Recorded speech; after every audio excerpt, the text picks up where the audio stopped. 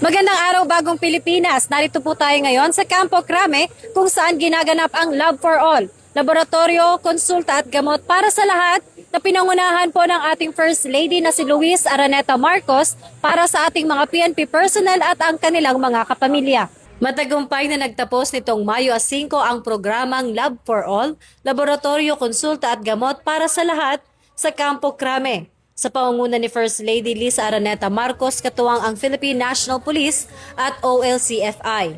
Ang malakihang inisyatibong ito ay nagsimula noong Abril 28 ay hindi lamang nagbigay ng libreng laboratory test at mahalagang gamot kundi naging sentro rin ng mas pinalawak na serbisyo mula sa iba't ibang ahensya ng pamahalaan gaya ng Pag-ibig Fund, CHED at LTO at iba pang ahensya.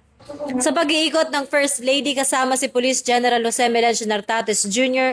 at iba pang opisyal ng PNP sa mga nakatalagang booth sa Marawi Liberation Park sa loob ng Campo Crame, binigyang pansin din ang mga espesyal na serbisyo gaya ng libreng check-up sa mata, pamamahagi ng reading glasses, seedlings, bigas, tsinelas at mga grocery packs para sa mga benepisyaryo. Ang tagumpay ng nasabing aktibidad ay isang malinaw na refleksyon ng PNP-focused agenda na naglalayong itaas ang personal, moral and welfare ng mga bayaning naka-uniforme at ng kanilang mga pamilya.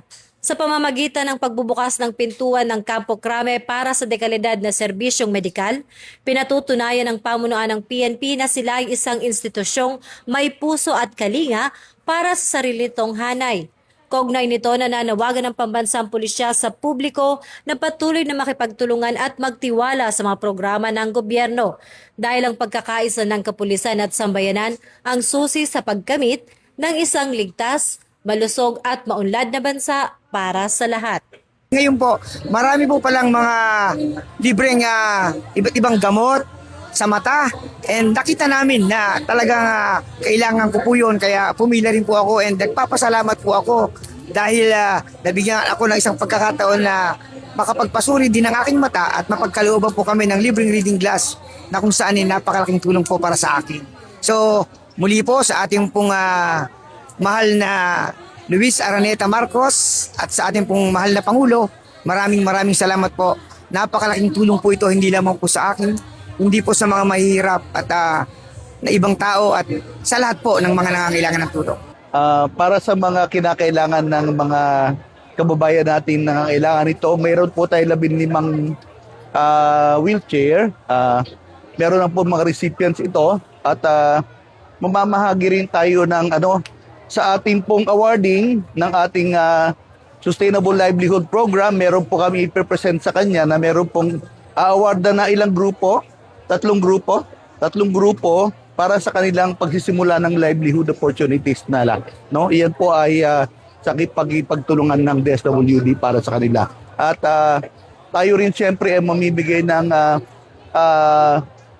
assistance, medical assistance for the individual in crisis situation.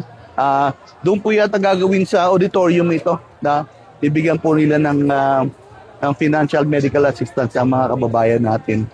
Meron din tayo ipamimigay ng mga family food packs to the families of the needy families of the servicemen natin.